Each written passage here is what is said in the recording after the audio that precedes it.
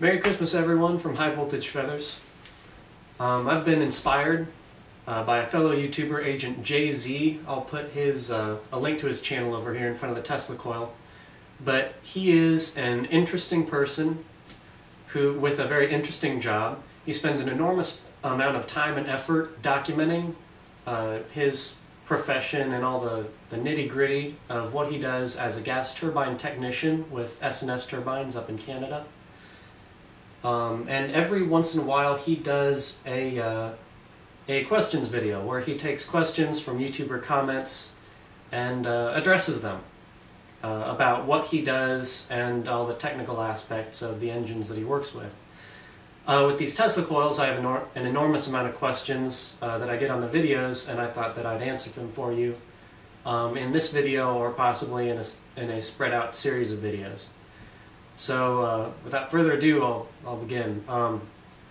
First and most common question is, what is it? I mean, people who have never heard of a Tesla coil. Well, the Tesla coil was invented by Nikola Tesla in the 1890s. It's just a way to produce high frequency, high voltage alternating current.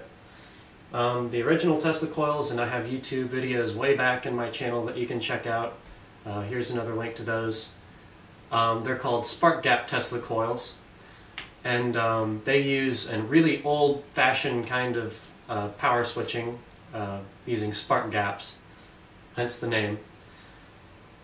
These use modern power switching. I'll get to that in a bit. They use gigantic transistors to switch power through a couple resonant circuits, a primary resonant circuit, which is magnetically coupled to a secondary resonant circuit, and uses the concept of resonant rise to produce a really high voltage at the top of the secondary resonant circuit. And in this case, it produces lightning-like discharges. And my list has disappeared, so I'll take a look at the other questions. Okay. How does it work?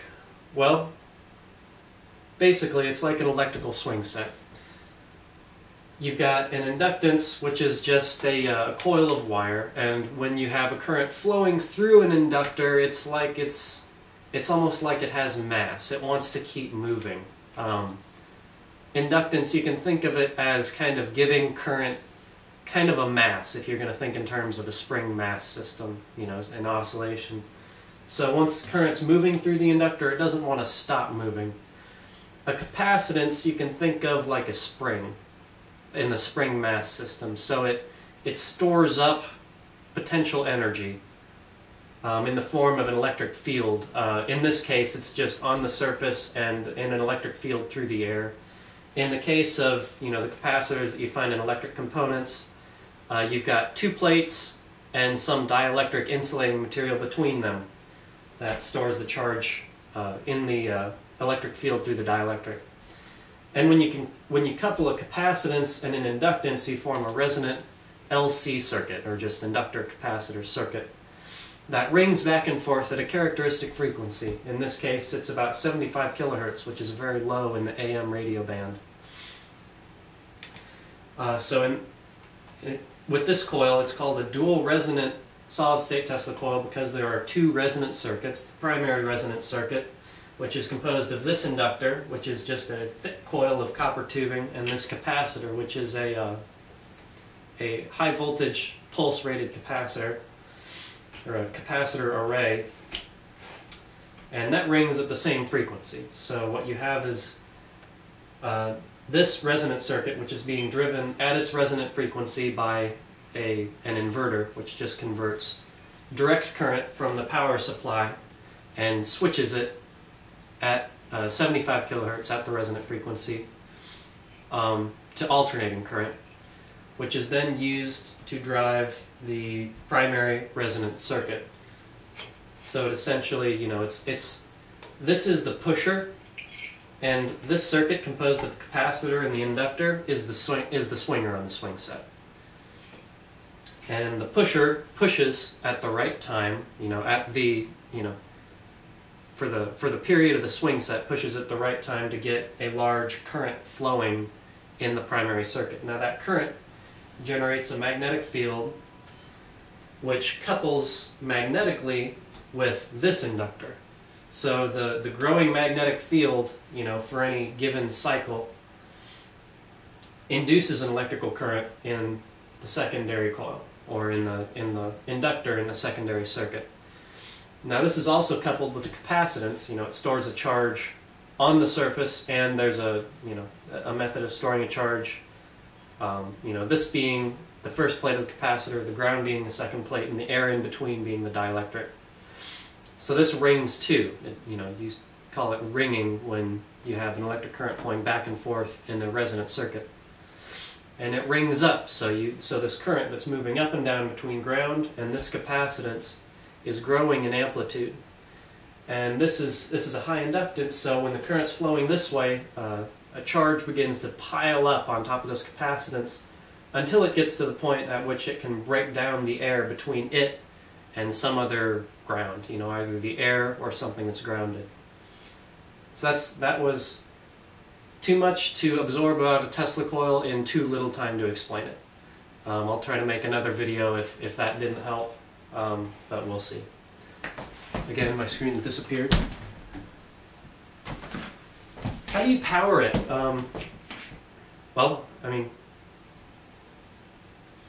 a lot of people see the large lightning-like discharges and they think, well, gosh, you must unplug your house to power this. But really, no, it takes about 3,000 watts of electrical power to run, which is about twice what you get, or what you use in a large household microwave. The power supply is just a voltage doubling power supply. It's right down here. So here's a 120 to 200 volt step-up variac, a variable auto transformer.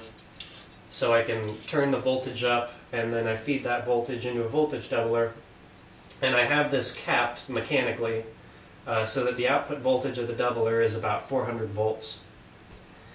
And then that's fed into the coil, into this bus capacitor, which just supplies for the instantaneous current draw of the inverter, which takes that 400 volts and chops it up and switches it to alternating current at about 75 kilohertz.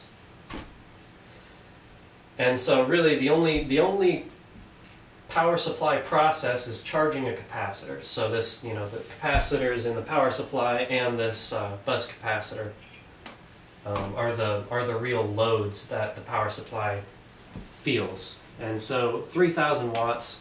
I'm working on another Tesla coil, so I'll need a couple of outlets, but I usually don't run all the way up to that. I have a special circuit in the garage, but it can run anywhere in between. I usually run them at events at about 2,000 watts. How does it make music? That's another very common question. So the discharges are lightning-like discharges. They're electrical pathways through the air, and they're very hot. And we all know that hot air expands. This is the reason that lightning produces thunder, because you have the ionized path for the electrical discharge rapidly heating the surrounding air. And the surrounding air expands, and you get a large boom. Effectively, with the noise coming from a Tesla coil, it's thunder. The lightning-like discharges expand the air around the arc and produce a noise. And most Tesla coils operate in some sort of pulsed operation, most large ones anyways. This Tesla coil, it runs pulses about 300 microseconds long, which is a very, very short amount of time, and then there's a large interval between those, or a pulse repetition rate in the audio range. So, anywhere between 0 and, let's say, 10 kilohertz. But anyways, if you vary the pulse repetition rate that these coils fire at, you can make them any frequency you want. They can be an audio frequency. In this case, I'm going to botch this, but I think 330 hertz is a C, a middle C on a keyboard. I probably hit the wrong note too. But that's the job of the interrupter. And so what this does is I can either just vary the frequency manually, or I hook this to my computer, and I have a software called FL Studio. which outputs MIDI commands through a USB to MIDI converter, which plugs into this MIDI import here. Essentially, MIDI is a serial protocol for instructing digital music devices to play certain notes or getting them to interact. So it's a series of note on, note off, and note modification signals.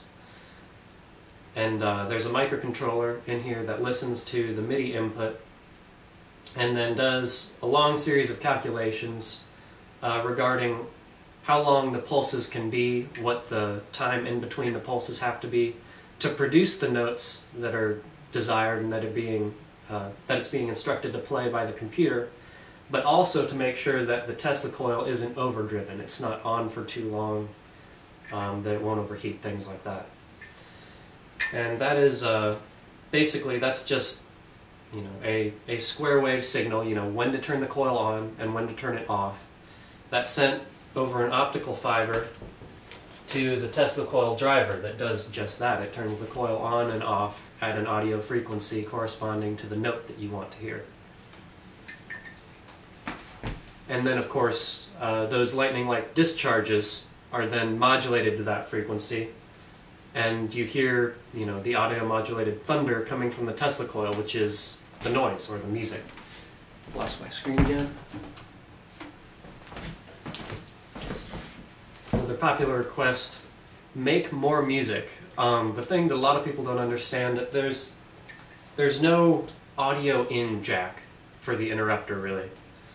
So I can't just take my phone with an auxiliary cable and plug it in and play whatever song that I want. The Tesla coil does not have, it's not very expressive. It can only play a couple of notes at a time, and they have to be carefully arranged so that it's possible for it to play those notes at the same time. So what I do is I take a MP3 file, I put it into my music editing software, FL Studio, and I compose a MIDI music score that goes along with the MP3s that consists of just one or two notes that the coil can play. And with that, I have to do all the pitch blending and dynamic events manually, so it does take quite a while. I actually have to compose every song Tesla coil plays with that software. So you guys have a lot of requests. I'm doing my very best, but it does take a while to get around to those. Also, there are some songs which, if you listen to it for a while, you'll get a feel for what would sound great on a Tesla coil and what wouldn't. For instance, Skrillex might sound pretty cool. There might be a couple synth lines that the Tesla coil could really take away. Sarah McLachlan might not sound quite as awesome on a Tesla coil. I get a lot of those kind of requests that just wouldn't quite work. So if I don't play your song, I apologize. It's just a crunch for time. Another request: tell me how to build one. I don't mean to be rude, but no. This is accumulation of several years of working with Tesla coils, and to build the coil itself, about 5 months of research, blood, sweat, and tears, and a lot of money to learn how it works, how to debug it, how to get all the components to work together, and they are very expensive components. This full bridge inverter, for example, uses a couple surplus IGBTs, integrated gate bipolar transistors. They're just large, high-powered switching transistors. And each one of those is, well, thousands new, but about $50 on the surplus market. These capacitors are about $5 a piece for the primary tank capacitor. And everything adds up really quickly. In total, it's probably over $1,000 per coil, and an enormous amount of work. That, and people ask for instructional videos on how to build them, but unfortunately YouTube has a cap on video length. I can't upload a 4-day video, and that would be a very extensive video series to try to explain every facet of the operation of these coils, most of which has to do with this little metal box right there, which is the Tesla coil driver, which is actually a very sophisticated feedback-based circuit that's meant to treat these IGBTs well in switching. And so if you send me a private message, I can give you links to good sources of information on how these work and how you can get started building them. But in short, I just don't have the time to go and help everybody build one. It's a great learning experience too, to figure out how to debug one. I've lost my page again. I think I have one more. Just the last piece here. What's your education? Well, I attend the University of Kansas. I'm an electrical engineer this year. I'm a second-year student. I was aerospace engineering the first year, but I got to thinking there are not many opportunities in that field. Even with the major aerospace companies, most of their engineers are either electrical or mechanical. So I switched. I'm enjoying electrical engineering. It's very challenging, but also rewarding, and I get to learn more about what I'm doing with this kind of thing. I hope this answers all of your questions. If you have any further questions or comments, you can leave them in the section below or in a video response. Don't bother me with Google+. I hate it. I hope you hate it. It's terrible. But other than that, we have things to look forward to. I'm almost finished with the second coil that you can see here. These are actually main components for it. So it will be finished in the next couple days, and I'll have videos up of these coils operating in harmony. So thank you and Merry Christmas.